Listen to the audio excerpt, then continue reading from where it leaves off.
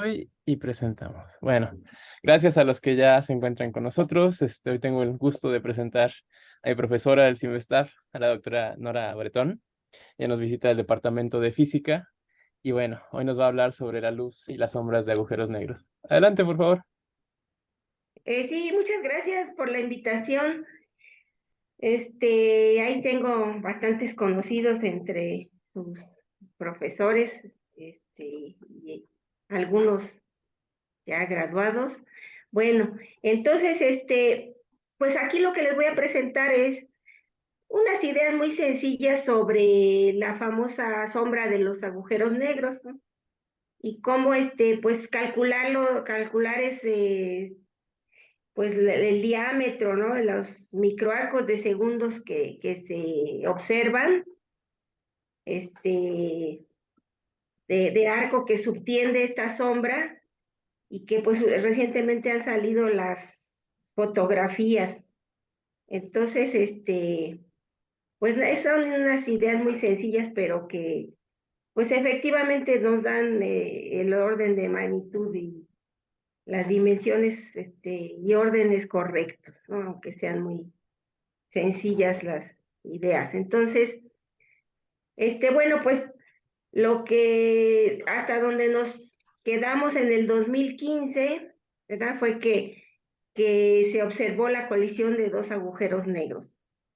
Esto de que se observó, bueno, pues lo que se observó fueron realmente estas frecuencias de muy baja intensidad, pero que se observaron en unos interferómetros, principalmente localizados en Estados Unidos, en dos sitios diferentes, casi en los extremos de Estados Unidos, y entonces se observó la misma señal con un retraso, pues debido a la distancia que están separadas los interferómetros. Entonces, esta es lo que le estoy mostrando, es la señal, ¿verdad? Que el 14 de septiembre, pues salió el artículo en 2015, y pues era casi justo 100 años después de que se había presentado la teoría general de la relatividad. Entonces, bueno, pues fue un gran acontecimiento. Entonces, pues la señal que observaron, bueno, es, es, es difícil de observar por la baja intensidad de las ondas gravitacionales. Y bueno, previamente pues hay un trabajo previo de más de 30 años en que estuvieron pues tanto preparando los aparatos como los templetes o pues diríamos nosotros machotes, con qué comparar la señal.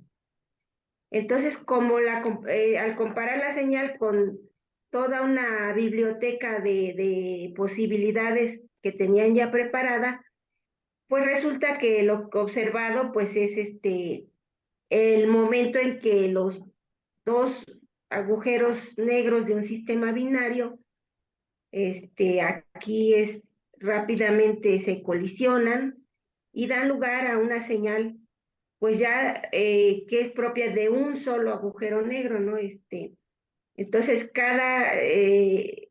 esta señal se compone de tres partes, ¿verdad? Que se calculan de diferente manera y luego ya pues las unen para dar cuenta del proceso de que primero están en órbita los dos agujeros negros, ocurre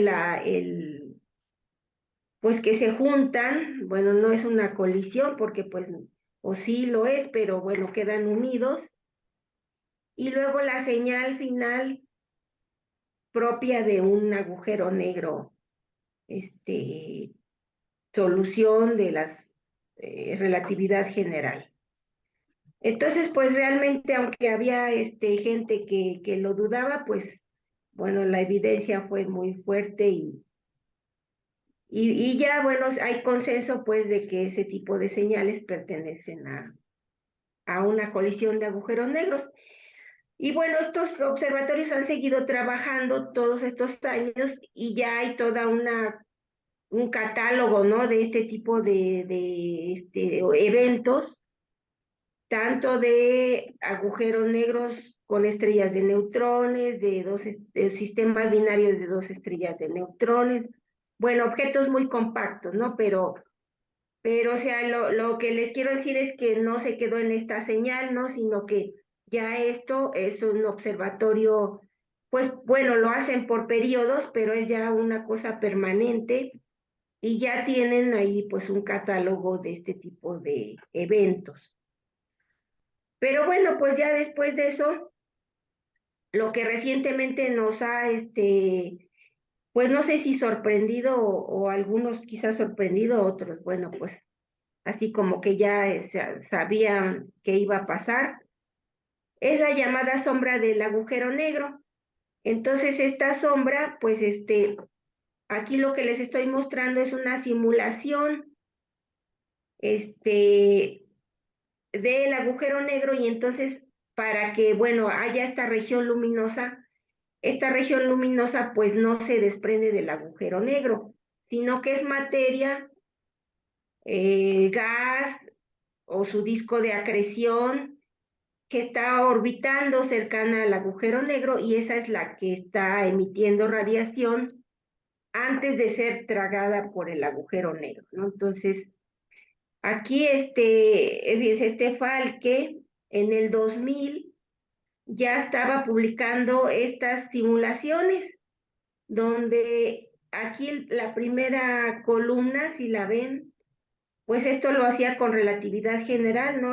Calculando los rayos de luz de una solución de un agujero negro. Y bueno, entonces este, el disco de acreción calculaba que iba a tener esta forma, ¿no? Y calculaba las intensidades. Y es más, pues calculaba a qué longitudes de onda iba a hacer esta observación posible.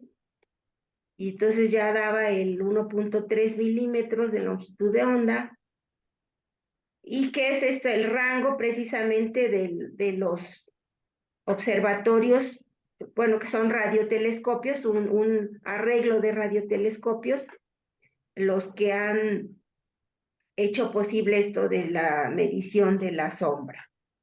Entonces, pero fíjense, eso fue en el 2000, pues ya estaba prácticamente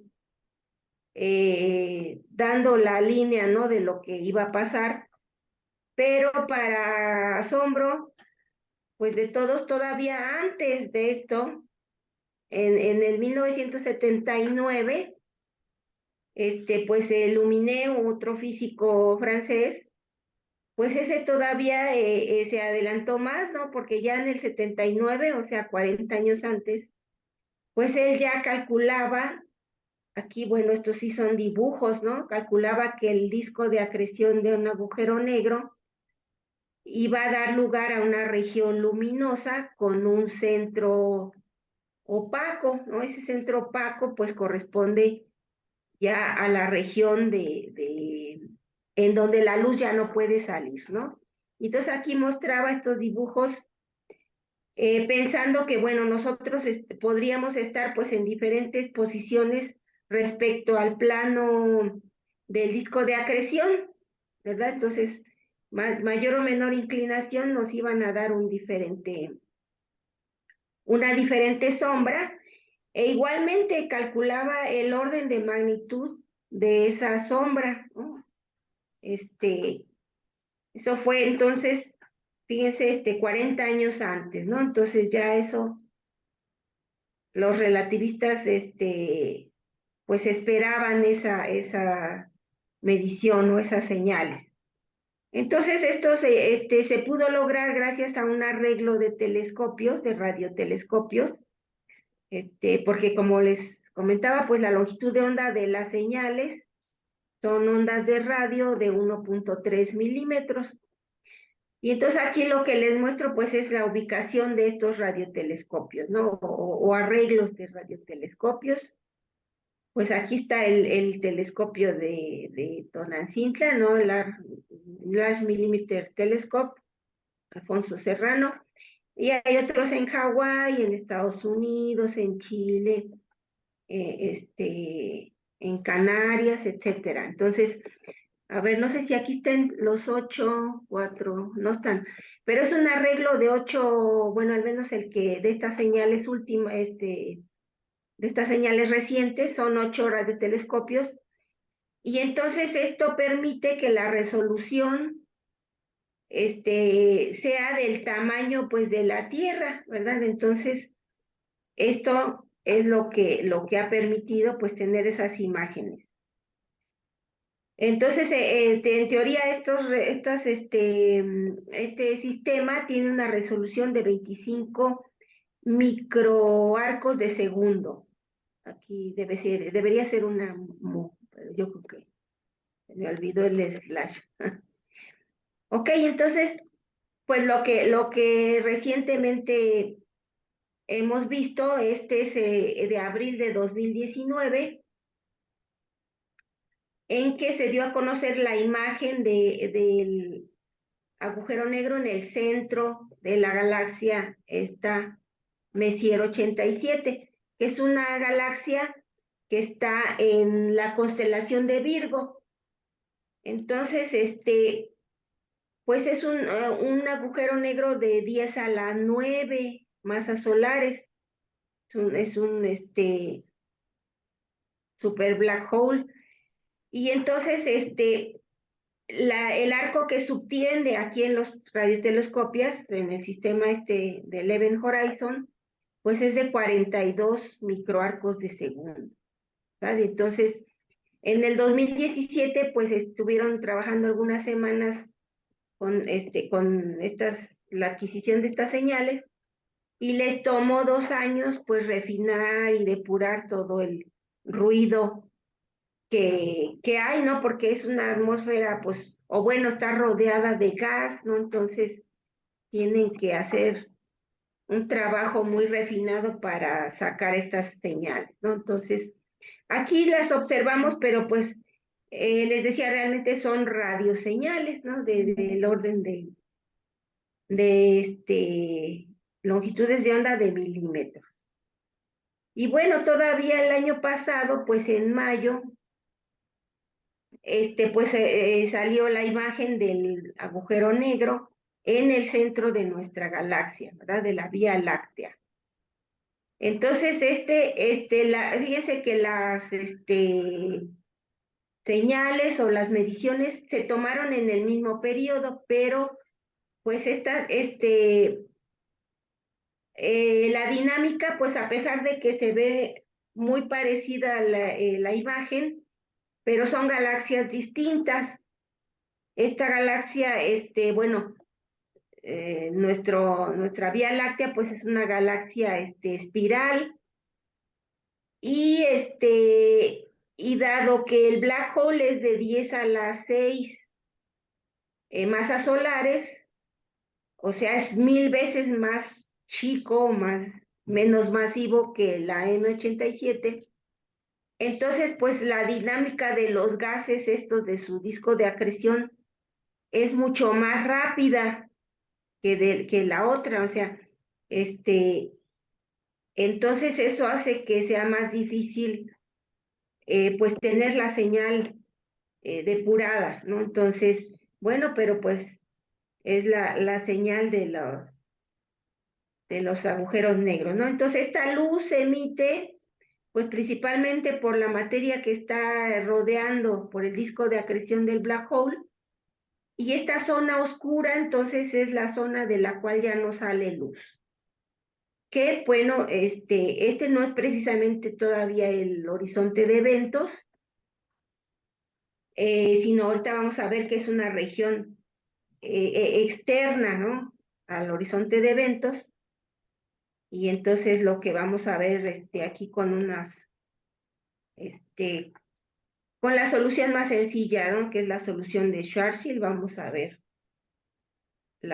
qué dimensiones nos da para la sombra ese black hole sencillo. Bueno, entonces esta fue la motivación. Vamos a ver ahora las trayectorias de la luz y la región que se llama fotoesfera, que es realmente una región, bueno, esférica o luego le dicen fotorregión, ¿no? Porque no es exactamente esférica, en donde los rayos de luz pues quedan atrapados y podemos calcular, bueno, la sección total de absorción y la sombra. Y luego otro efecto curioso que se llama el efecto Gloria, donde el rayo de luz completamente regresa de donde vino. ¿No? Entonces, bueno, vamos a recordar un poquito qué es lo que es un black hole.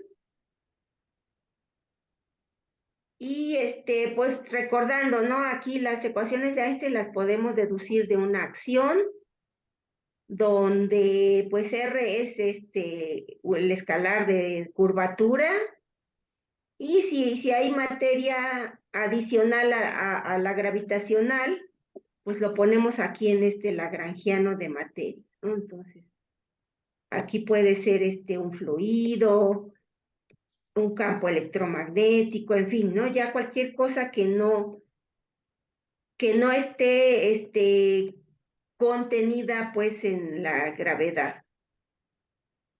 Entonces, de aquí, pues variando la acción por el principio de mínima acción, variando respecto a el tensor métrico, llegamos a las ecuaciones de Einstein, donde pues R alfa, beta y R son las cantidades de curvatura, las calculamos a partir de GAB, del tensor métrico, y esta es la materia que puede estar o no en nuestro espacio-tiempo, ¿verdad? Pero precisamente el tensor métrico es nuestra incógnita.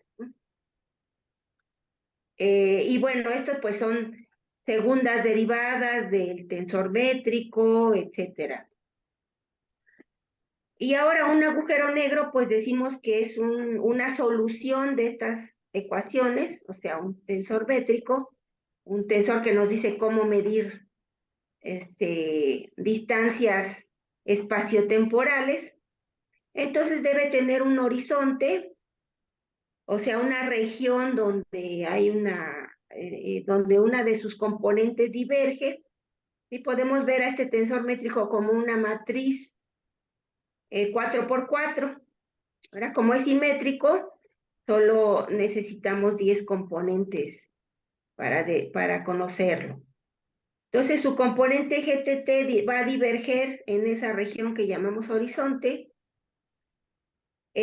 Vamos a suponer, aunque esta no es una suposición, digamos, ya se puede relajar esta suposición, ¿no? Que a lo lejos ya no veamos el campo gravitacional, pero bueno, pues eso se puede relajar.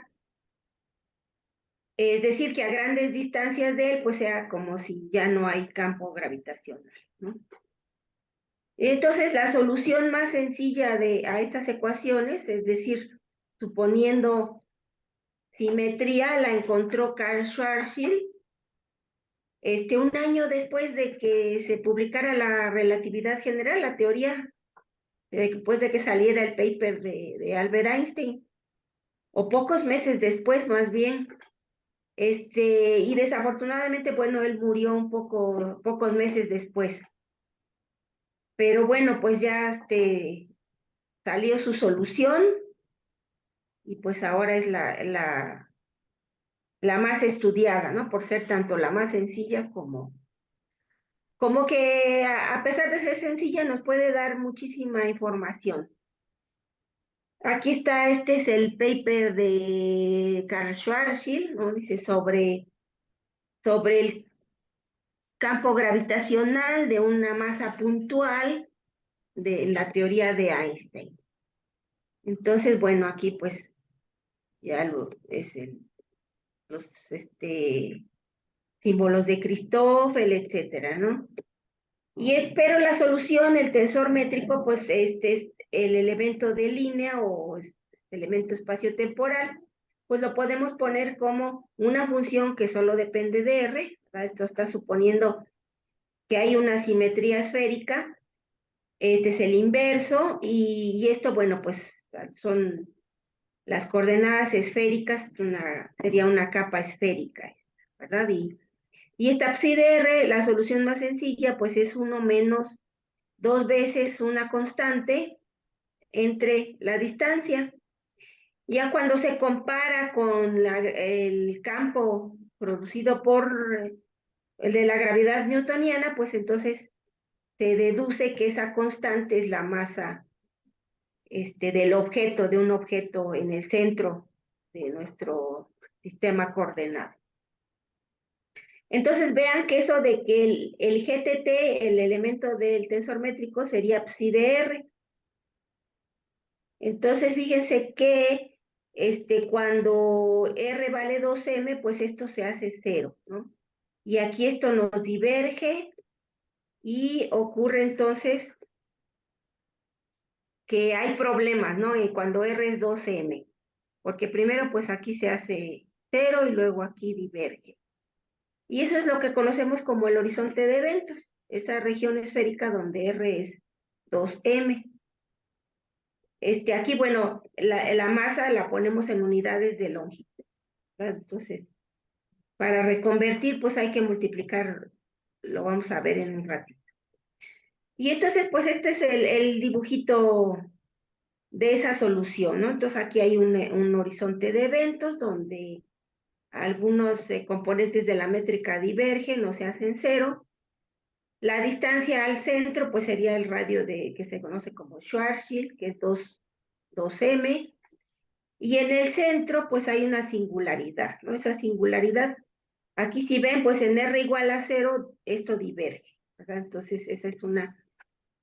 Si eso diverge, pues entonces ya no podemos en ese punto conocer o predecir o establecer condiciones para conocer cómo evoluciona algo en ese punto. Entonces, con esta solución tan sencilla, pues les digo, hay muchas cosas mucha información que se puede extraer. En particular, pues las trayectorias de las partículas de prueba se pueden calcular de manera exacta. Y pues esto, cuando imaginamos, si suponemos que esa masa puntual es el Sol y que los planetas son partículas de prueba, pues se pueden encontrar los efectos como la deflexión de la luz, como la precesión del perihelio de mercurio y otros efectos. Entonces, es una buena solución donde, pues a pesar ustedes dirán, pero un planeta no es una partícula de prueba, pero pues por la diferencia entre masas, resulta que sí se conocen bien las órbitas usando esa aproximación. Entonces, pues para obtener de aquí las trayectorias tanto de la luz como de alguna partícula de prueba, pues usamos las simetrías del problema, ¿no? Entonces el problema, fíjense que no depende del tiempo, y eso quiere decir que la energía de una partícula de prueba pues se va a conservar, y como tampoco depende del ángulo phi, de un ángulo axial, pues entonces se conserva su momento angular de la luz o de esa partícula de prueba. Bueno, y todavía, como la simetría es esférica, pues nos podemos perfectamente ubicar en el plano ecuatorial y cualquier ángulo puede ser ese plano ecuatorial. Entonces, haciendo todo eso, podemos llegar a una ecuación para las trayectorias o las velocidades radiales, ¿no? Que sería esta R punto, que es cómo cambia la distancia al centro con respecto al parámetro tau, que sería el tiempo propio de la partícula de prueba.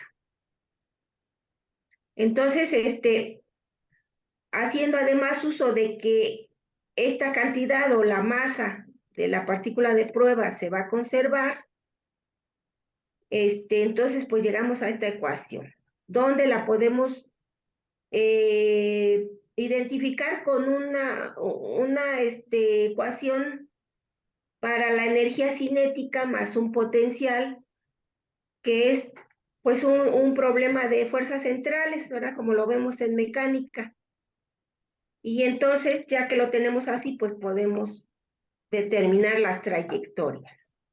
Entonces aquí este parámetro delta es el que es el de la masa. Si la partícula es masiva, entonces sería menos uno por nuestra notación, ¿no? Pero puede ser 1 o menos 1, y 0 si la partícula es sin masa, como sería, por ejemplo, un fotón o un rayo de luz. Bueno, en cualquier momento pueden preguntar, ¿eh? No, nada más prenden su micrófono y preguntan.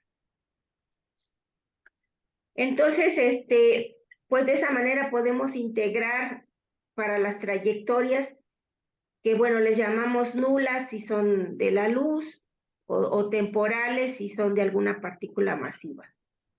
Y entonces lo que podemos identificar como potencial efectivo tiene esta forma, ¿verdad? Entonces, donde L es el momento angular, y entonces fíjense que si tenemos un problema de fuerzas centrales en la gravedad newtoniana, pues tenemos estos tres primeros términos, donde pues esta es la fuerza centrífuga, claro, y este término extra aquí, que el de 1 n r al cubo, esa es pues la parte de la relatividad general, ¿no? Esta no aparece en la gravedad newtoniana, y es la que nos da, por ejemplo, el efecto del corrimiento del perihelio de mercurio, ¿no? Entonces, que hace que la órbita no se cierre, ¿verdad? La órbita efectivamente sigue en un plano por conservación de momento angular, pero este término ya nos rompe una simetría y la órbita no se cierra. Entonces da la precesión de la órbita esta de Mercurio, pues que es el que está más cerca del Sol y es el que pues siente más la fuerza de gravedad y presenta pues este efecto de manera más evidente. Bueno, entonces aquí lo que les presento es la perfil del potencial, ¿verdad? Entonces, si comparamos el potencial newtoniano, ese bien se diverge, ¿verdad? Pero aquí la solución de Schwarzschild, vean cómo tiene un máximo y se va a menos infinito, ¿no? Entonces, fíjense que este máximo, pues corresponde a un punto crítico de ese potencial, que como recuerdan de fuerzas centrales, pues ese punto crítico es una órbita circular, ¿verdad? Si yo aquí calculo la derivada del potencial efectivo, me da que aquí me da 0. Si busco los puntos donde esa derivada es 0, pues encuentro este máximo. Y entonces aquí va a haber una órbita circular este es para la luz, fíjense, este es para la luz, ¿eh? Y bueno, si fuera partícula masiva, pues además tendríamos aquí un mínimo de órbitas circulares estables.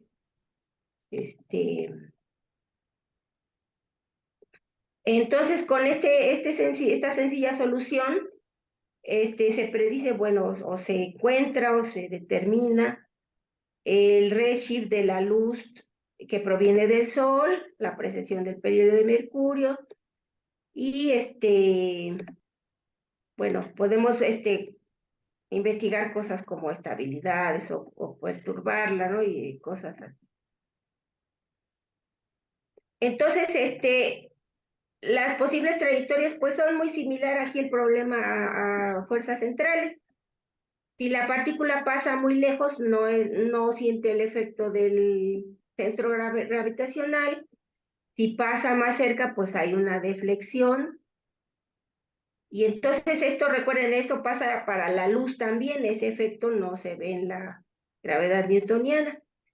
Si pasa más cerca, bueno, pues la deflexión es más profunda o mayor, y si pasa muy cerca, pues entonces es tragado por el black hole o atraviesa el horizonte. Ya nunca puede escapar. Eh, seguimos con el potencial, ¿no? Entonces, la forma del potencial, como si recuerdan, aparece el momento angular, entonces, dependiendo del momento angular de la partícula de prueba, pues va a ser el potencial que vea ella, ¿no? Por ejemplo, aquí, si tiene este momento angular y tiene una energía menor al máximo, pues aquí simplemente llega y bueno, nada más hay una deflexión, pero regresa a infinito.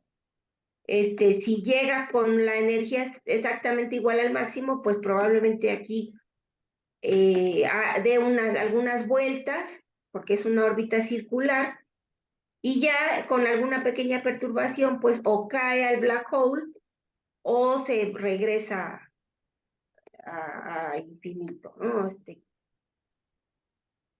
Y bueno, si el momento angular es pequeño, pues ya de plano simplemente se acerca y cae al agujero negro. Entonces, aquí otra vez lo mismo, ¿no? Otra vez lo mismo, el potencial, bueno, aquí, fíjense, aquí tiene el máximo que hablábamos, pero para una partícula masiva, pues puede tener un mínimo, que son órbitas circulares estables, puede estar precesando entre dos puntos de retorno, que sería la 2, ¿verdad? Sí, pues está dando, hay un radio mínimo de máximo acercamiento y otro, en fin, o sea, da la vuelta en los puntos de retorno. La 1 es la órbita circular estable. Aquí la 4, bueno, pues directamente cae al black hole, ¿no? Pues llega y cae.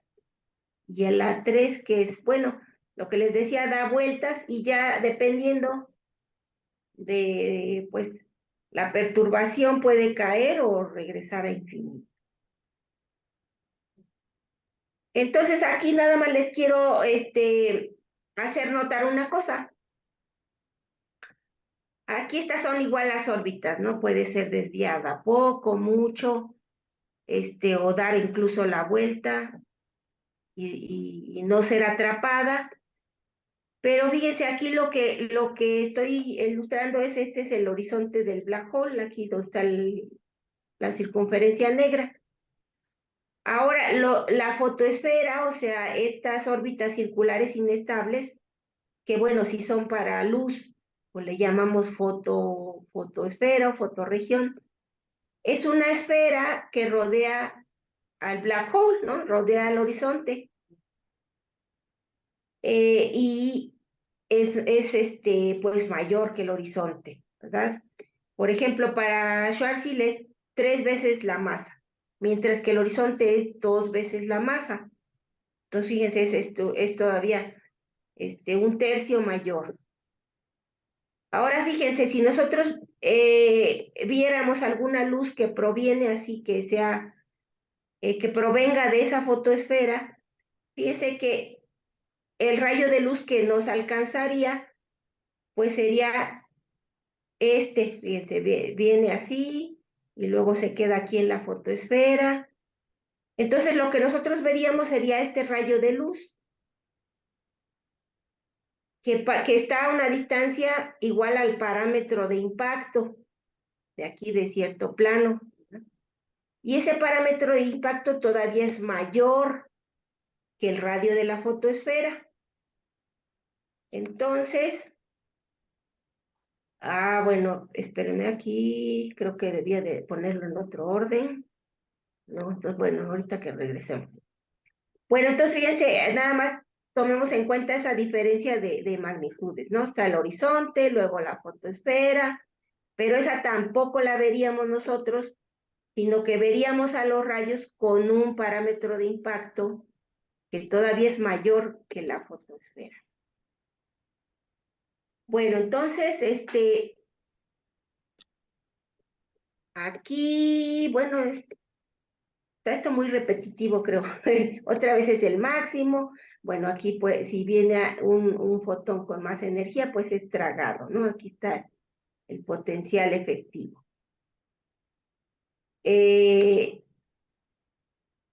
Ahora vamos a calcular la sombra. Entonces, el potencial efectivo para los fotones le ponemos la delta igual a 0, ¿no? De esa expresión que tenía delta.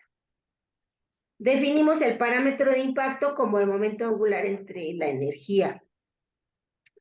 Y en esos términos, el potencial efectivo pues está dado por estos dos términos, 1 en R al cuadrado y 2m entre R al cubo, ¿no?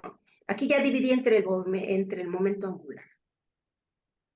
Y eso es igual a 1 entre el parámetro de impacto al cuadrado.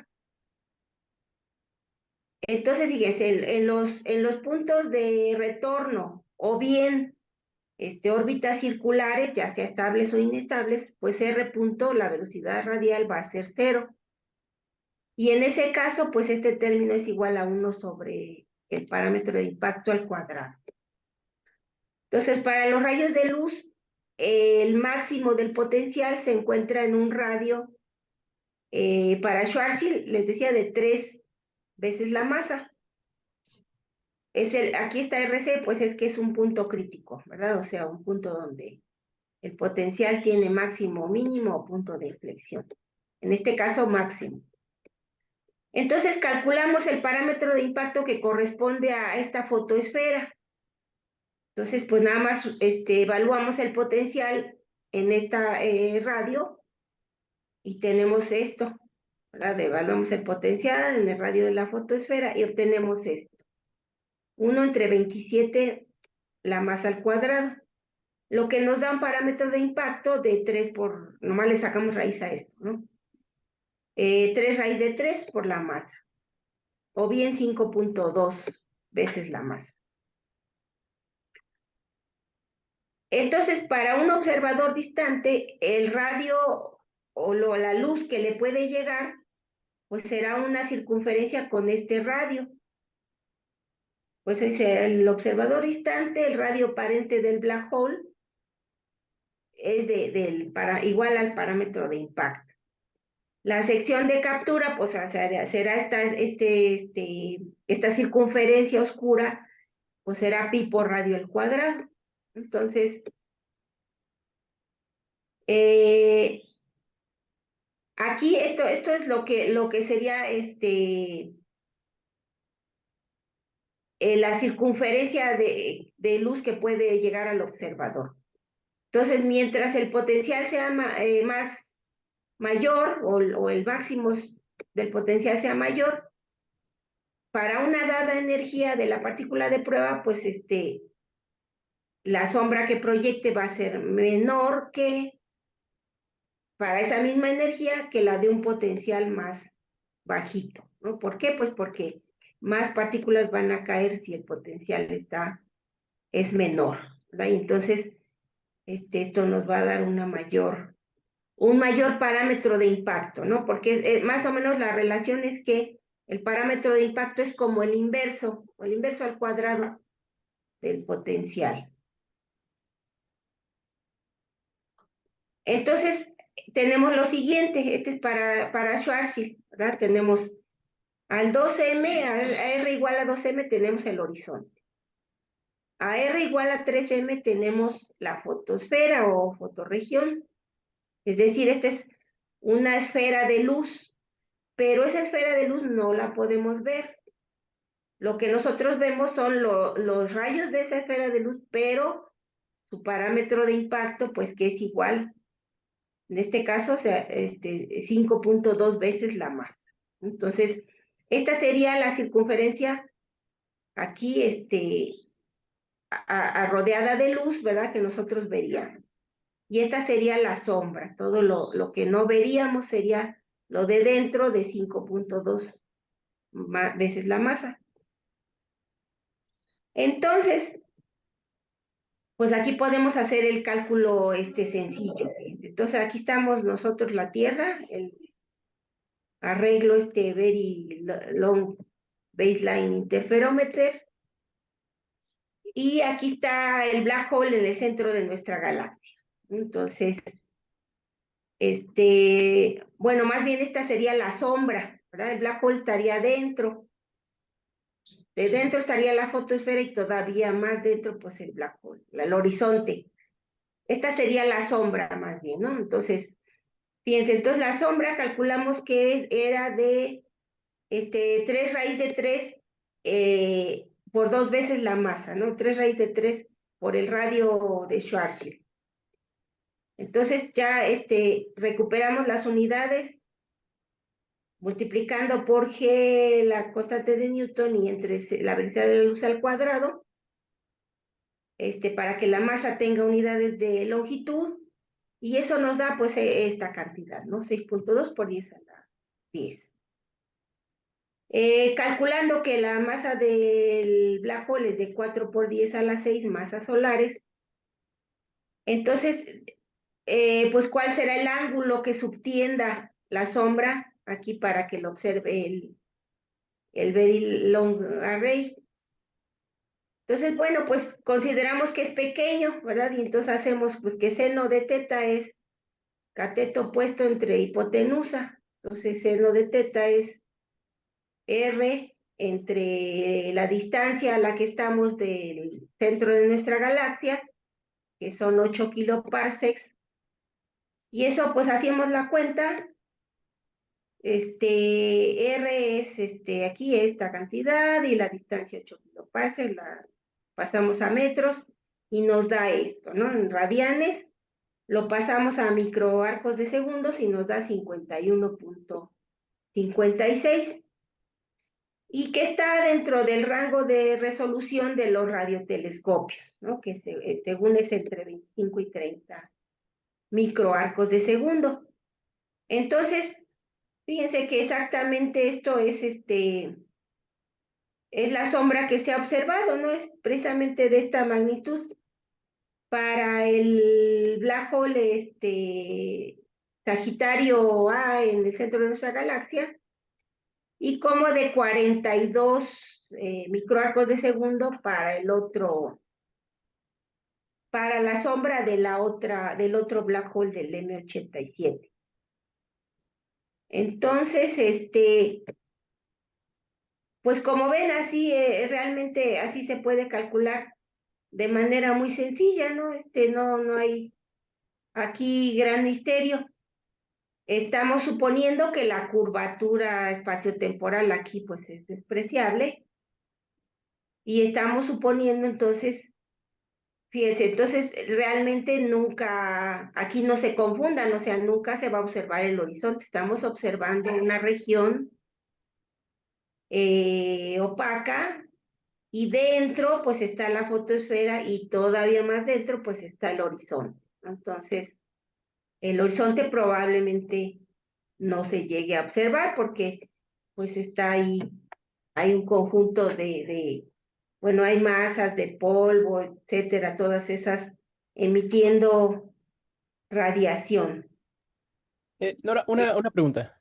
Sí, Por lo que he leído y por lo que nos comentas, aparentemente la resolución angular que ocupa tanto Sagitario como M87 coinciden con este cálculo hecho con Schwarzschild, ¿verdad? O sea, al menos el tamaño angular. sí, Eh, sí. ¿Cambiaría mucho si incluyéramos correcciones como de momento angular o algún otro tipo de espacio-tiempo? Pues fíjate que como lo vemos, realmente no. Sí, voy a regresar rápido a las imágenes, ¿verdad? De la M87, por ejemplo. Entonces, fíjate bueno, y todavía aquí creo que no se ve, ¿verdad? No puse pero son La 52 escala. microarcos de segundo. Ajá, sí, sí. Fíjate que aquí, por ejemplo, esa corrección de la rotación del black hole, que efectivamente el black hole está rotando y por lo tanto, bueno, su disco de acreción, aquí hay plasmas y cosas así rotando a gran velocidad.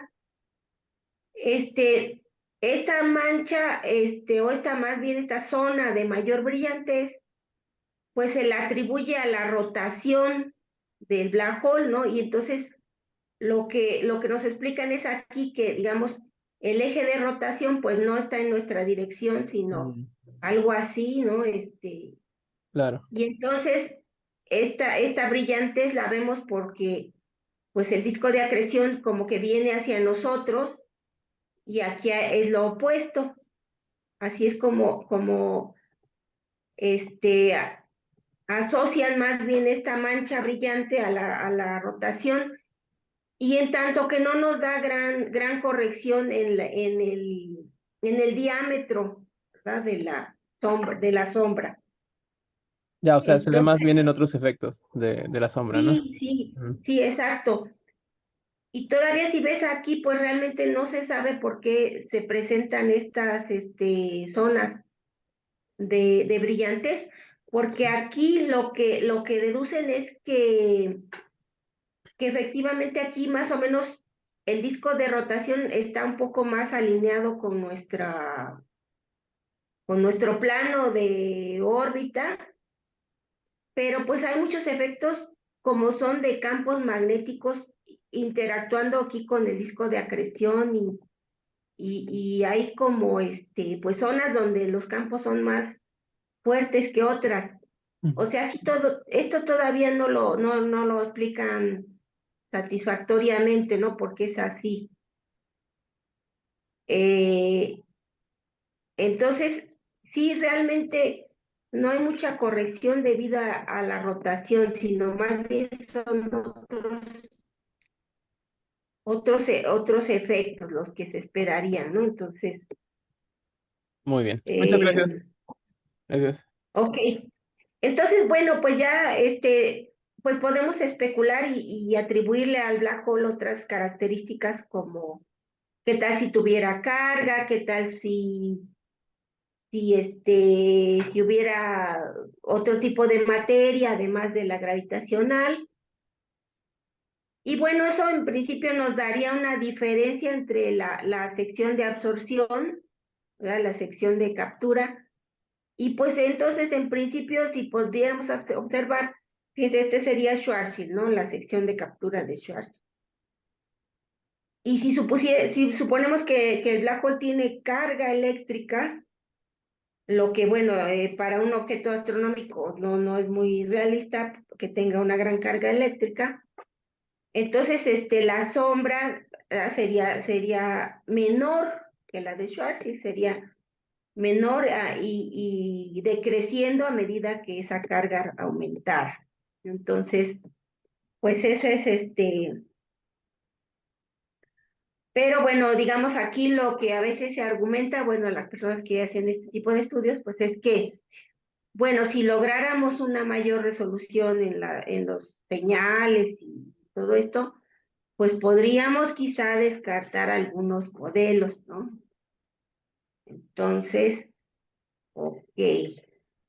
Bueno, pues ya por último, fíjense, hay otro tipo de efectos en que el black hole es iluminado y esa luz completamente, pues gira completamente los 360 grados y nos daría entonces un anillo de este tipo.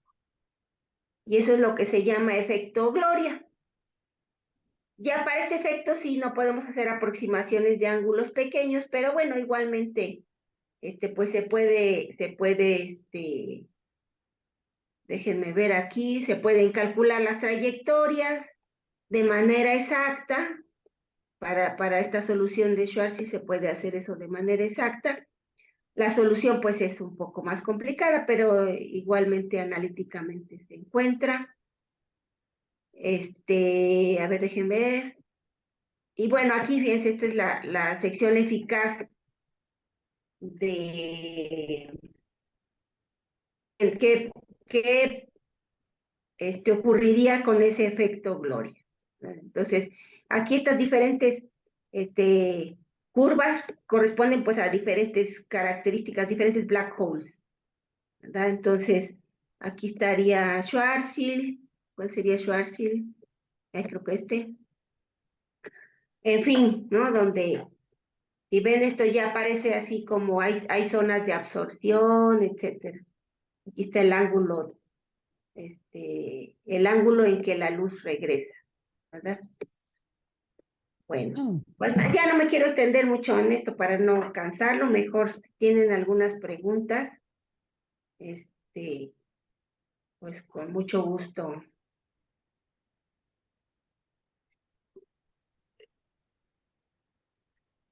Ok, entonces lo dejas aquí.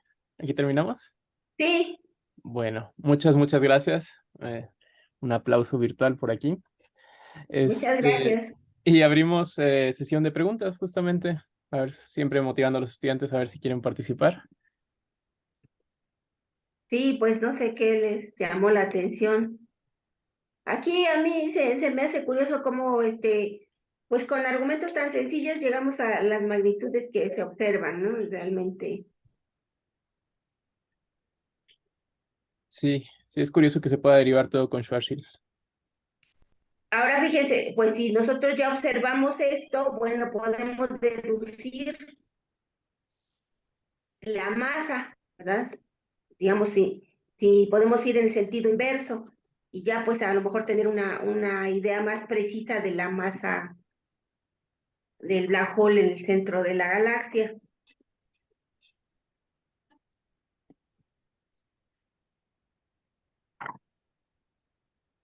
Disculpe, ¿el efecto Gloria en qué situaciones se presenta? ¿En qué, perdón? ¿En qué situaciones se presenta? Pues eso se puede presentar en principio en cualquier campo gravitacional, ¿no? Realmente pues lo que necesitas es que una fuente ilumine tu centro gravitacional y pues en principio pues fíjate, el potencial que siente la partícula o la luz, pues depende de su momento angular y de ese tipo de cosas, pero en principio las condiciones se podrían dar en cualquier centro gravitacional, ¿no? Entonces,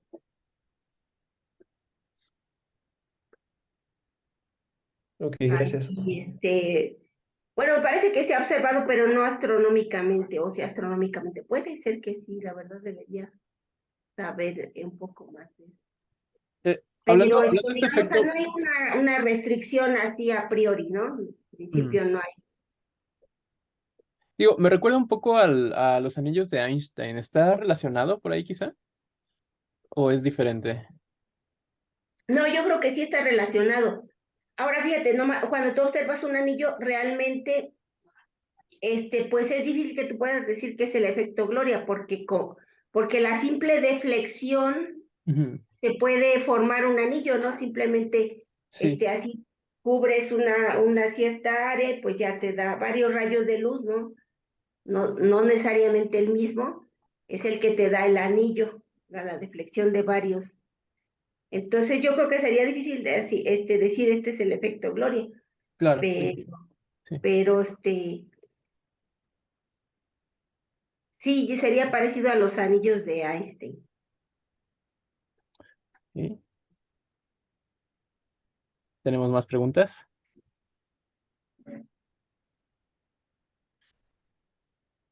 Una ingenuidad. Este, ¿Hay procesos donde un agujero negro se pueda cargar? ¿O supuestos? Eh, pues es difícil esto, de así decir que, digamos que la carga provenga del agujero negro, ¿no? Ajá, o Sí, sea, sí, esto, pero del material que está alrededor no sería neutro o llegaría a ser neutro como tal. sí, o sea, si estuviera cargado realmente rápidamente el material que lo rodea, pues neutralizaría esa carga, ¿no? Sí, son realmente cuestionables estos agujeros astronómicamente cargados, ¿no? Pero bueno, pues es un objeto de estudio interesante y puedes decir, bueno, pues a lo mejor muchas veces se toma como un modelo de alguna partícula elemental o cosas así, ¿no? Entonces, pero tanto como un objeto astronómico sí es muy cuestionable que presente carga. Entonces, más bien, aquí, bueno, en cuanto a características electromagnéticas, pues son más interesantes los campos magnéticos. O sea, por ejemplo, sabemos que hay campos magnéticos en la mayoría de los agujeros negros. No se sabe su origen, pero pues sí se sabe que el disco de acreción presenta pues la radiación que se genera pues se debe a que hay campos magnéticos. También se supone que estos campos magnéticos son el origen de estos jets que algunos black holes eyectan, ¿no? En ese sentido es más interesante los campos magnéticos, tanto que lo genere el propio black hole como que esté en un ambiente de campo magnético. Ok.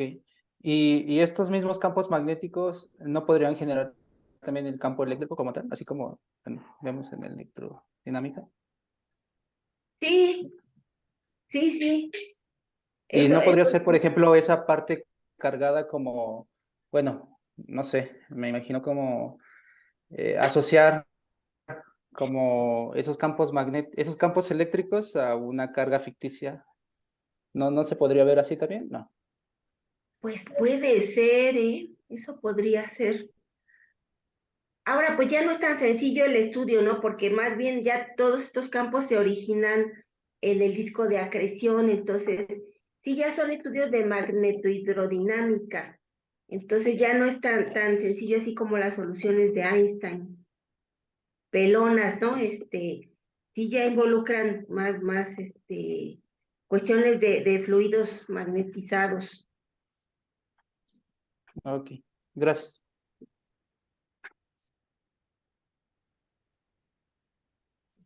Oye, disculpa, Nora, en ese sentido, lo que preguntaba Giovanni, entonces, si ese fuese el caso de eh, meter o incluir efectos de hidrodinámicos o algo así, el potencial, pues entonces va a cambiar, ¿verdad? Drásticamente. Sí, Deja de ser la parte sustancial 1/r al cubo, ¿verdad?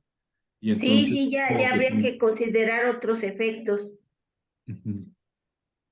Sí, porque aquí, Eh, pues fíjate, realmente Schwarzschild es una solución en vacío ujú, y pues es la partícula de prueba así como si se moviera en vacío, ¿no? O la luz.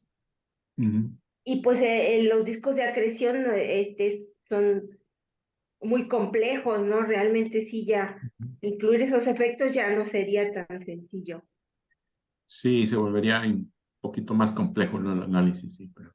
Sí, son ya todas estas cuestiones de simulaciones por computadora que resuelven ya ecuaciones para fluido, y ya considerando más características. Ujú. Ok, gracias. ¿Tenemos alguna otra pregunta?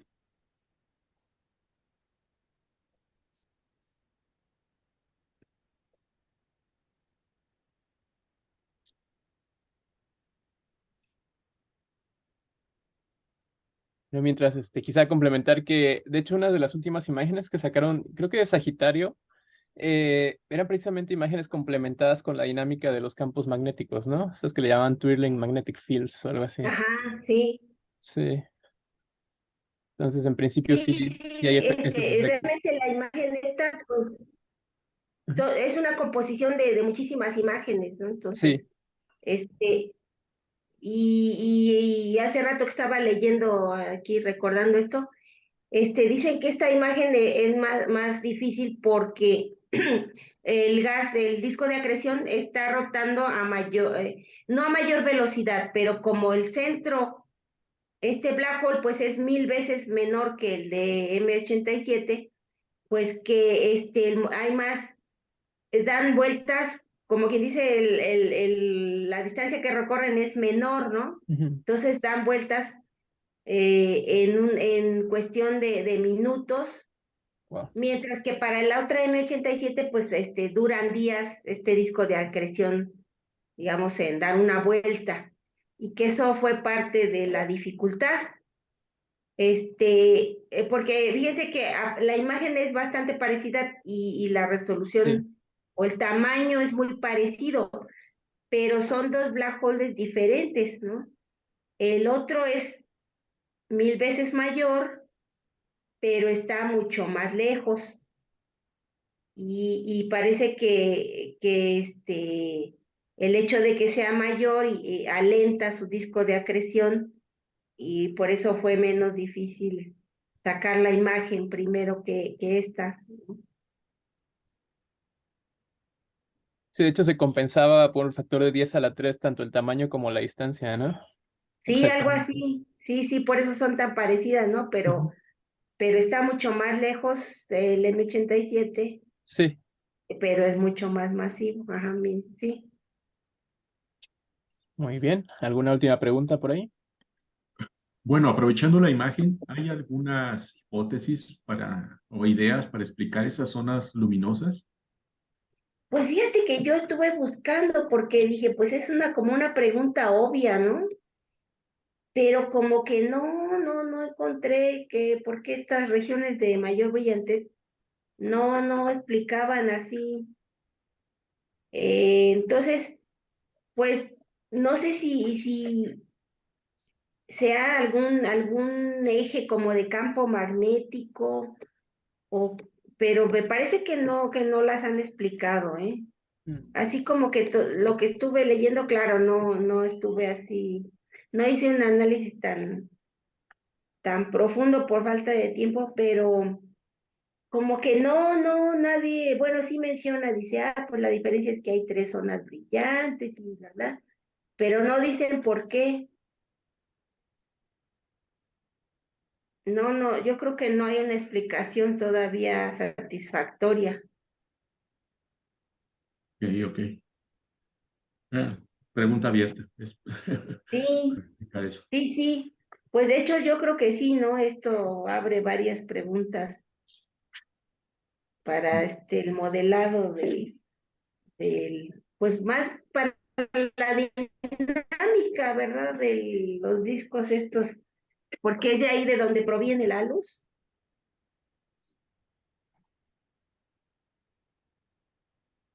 Ok. Pues bueno, creo que ya no hay más preguntas, si no volvemos a agradecer a la profesora. Muchísimas gracias, muy interesante este tema.